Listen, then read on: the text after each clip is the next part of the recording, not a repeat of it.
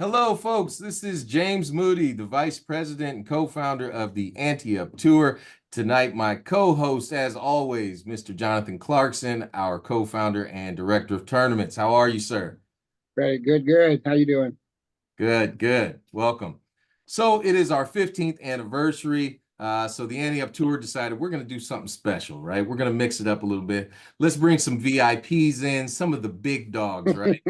So tonight, our special guest, Mr. Noble Burkhead, the director of golf at Woodland Hills Golf Course. How are you, sir? Man, guys, I love it. Thank you guys for having me. I appreciate it. And VIP, boy, I don't know about that, but I'll try to. Thank you guys for having me.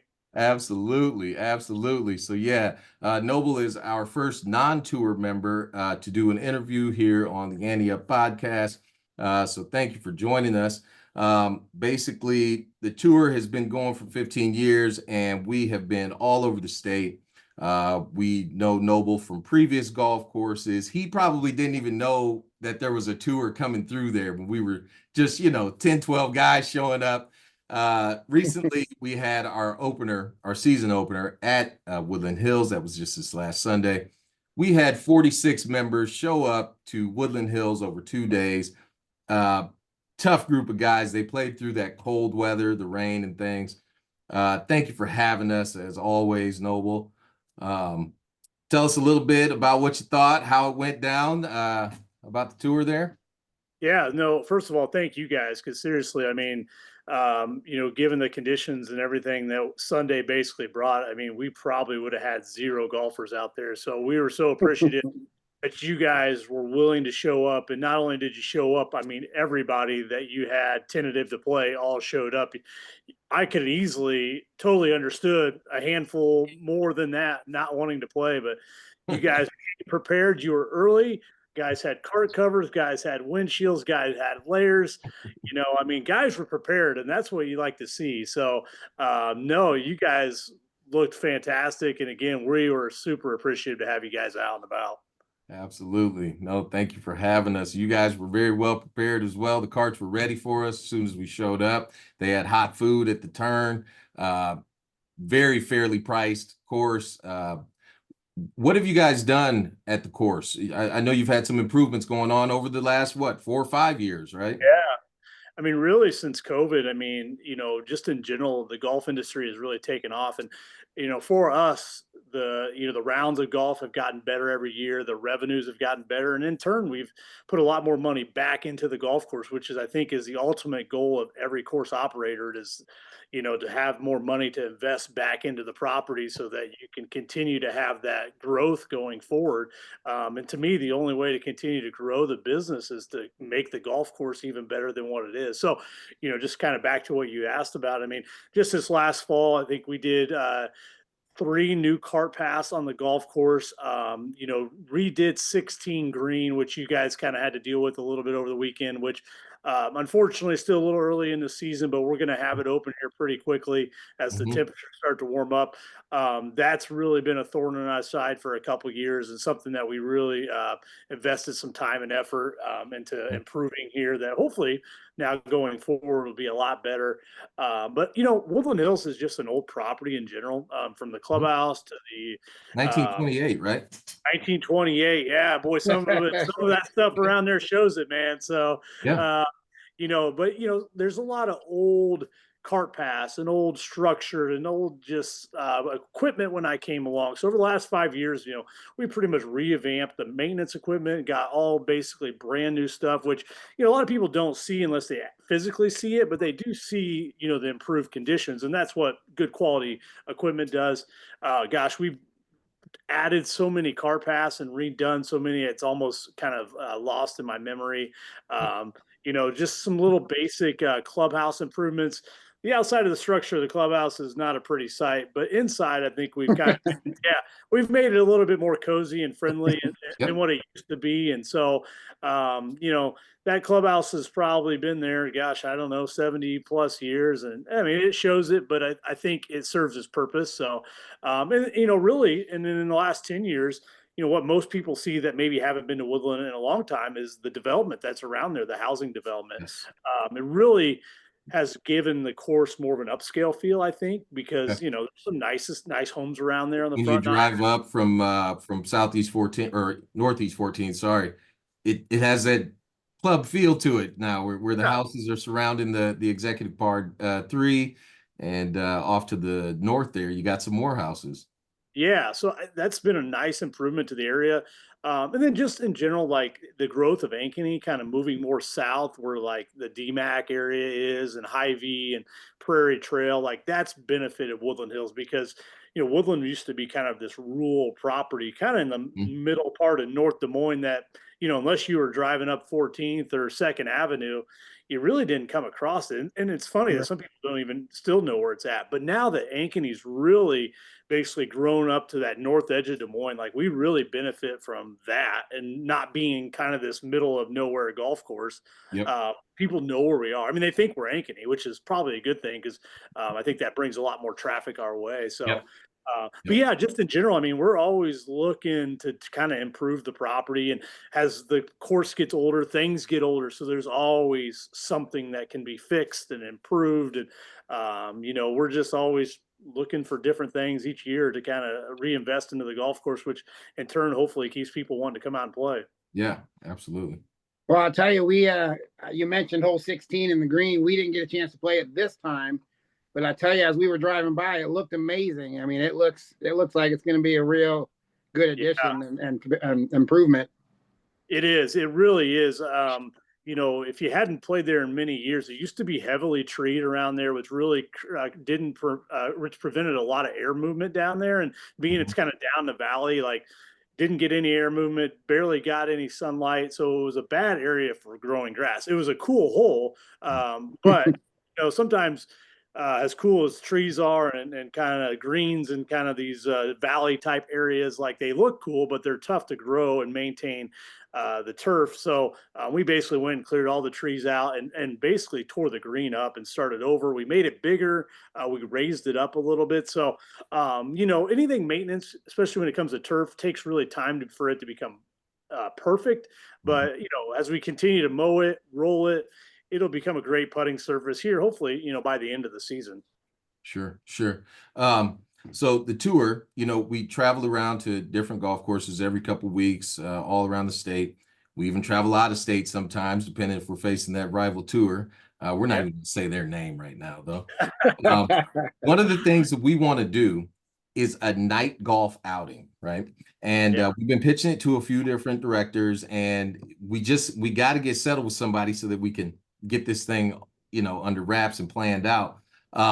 Is that something that you guys would do, a program like that, or what other type of programs or outreach? What other things do you have going on?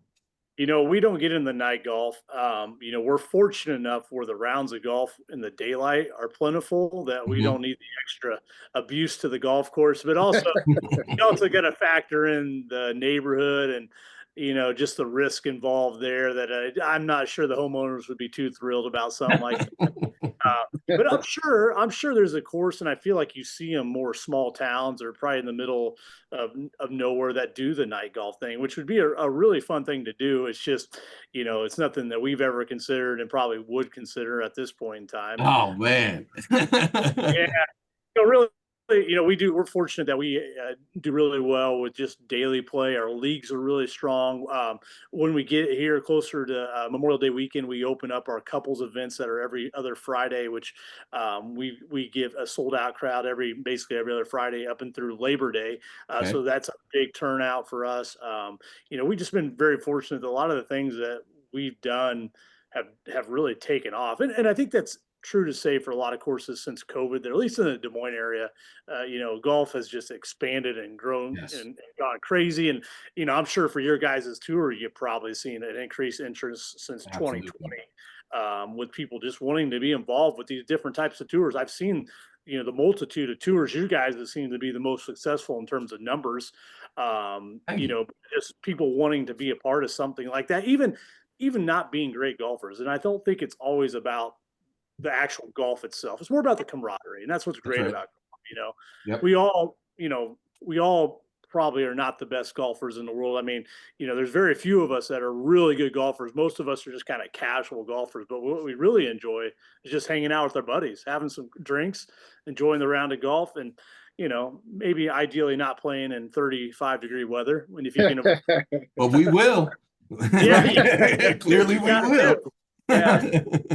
Well, that's one of the things our tour prides itself on, is that we there's other tours out there that'll play 9 holes once a week, or you can play whenever you want, but we pride ourselves on trying to play on Sundays as a group for the camaraderie, and like you mentioned, the brotherhood, and we have people from all different walks, all different handicaps. So we try to bring all that together in one tour and celebrate that. Yeah, and that's what it's all about. I know that just from people that were there on Sunday, that everybody seemed to have some sort of brotherhood there. They knew guys, and guys were friendly, and guys were having a good time with each other. Man, that's what it's all about. Who cares if you shoot 100? That don't matter, Yeah. It doesn't matter, One of the things we've been working on over the past few years was pace of play. Yep. When you get that many groups of buddies back to back on a course, it can turn rough on you. And we've been trying to get to that course management of 4.5 hours. And I feel pretty positive about the way we handled it, even in the rough weather out there on Sunday. I think most of our guys were done within 4 to 4.5 hours.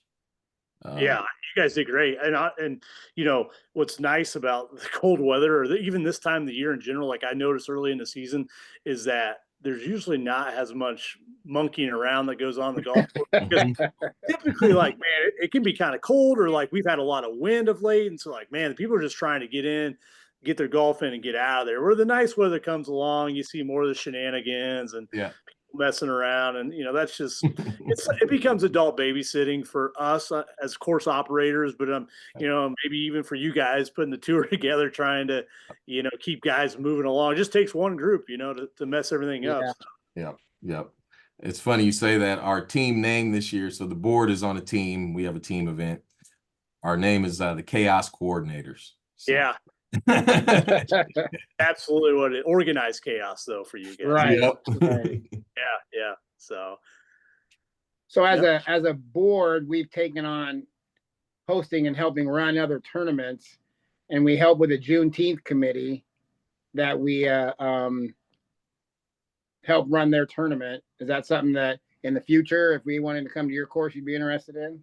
Yeah. Oh, we love to do events. The biggest downside to Woodland, and I always tell people, because inevitably we get people that reach out regarding outings and events and tournaments, and the clubhouse facility just lacks the space that people sometimes need for events. And it's amazing how many people will reach out to me out of the blue that just have never been to Woodland. Like, hey, before I take your money or any commitment, like, you need to come out here and just see, because I don't want to mislead you into something that it's not. It's a great golf course, but it's lacks the size for the facility type stuff. So, I think our bread and butter when it comes to events, if it's strictly a golf event and people can get in and get out of there, and there's no need for like a banquet of any sort afterwards, like that's the kind of events that we do really well with. Obviously there's no inside event space to put you guys in for anything before or afterwards. But don't you have a covered area over to the west? Yeah, we do. Yeah. And again, that's fine if the weather cooperates, like this past Sunday, would you guys want to sat out there? No, Exactly, absolutely not. And actually, I have my heater in my cover, man. I was good the whole time. Yeah. Yeah. But so, it does work well if the weather cooperates, and so, again, though, I think most people, at least event wise, are looking for more something indoors because, hey, it's the summertime.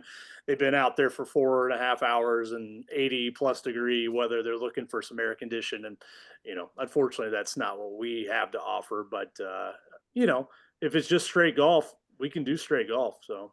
Absolutely. No, we've had a long-standing relationship with Noble over a couple different courses. We plan to continue that in the future, and we want to give a big shout out to you, the golf course, Tyler, Jacob. Everything was great, man, and we'll be back to see you for sure. We appreciate you guys. Hey, no problem. We loved having you guys. Just let me know whenever we can accommodate you, and we'll make sure that we do it. So. Absolutely. It's got to get better next time you come. It couldn't have been. Can't be worse. Right. That's the thing. We hit rock bottom, I think. Yep. All right, sounds good. Well, thank you very much for joining us tonight. Again, this is our 15th anniversary interview series here. We've got Mr. Noble Burkhead, Jonathan Clarkson, and I'm James Moody. You guys have a great night, and we'll see you at the next event, Toad Valley, on the, what is that, the 12th and the 13th, JC? Yes, sir. All right, sounds good. We'll see you then. Thank you. All right, guys. Good luck. Appreciate it. Thank you.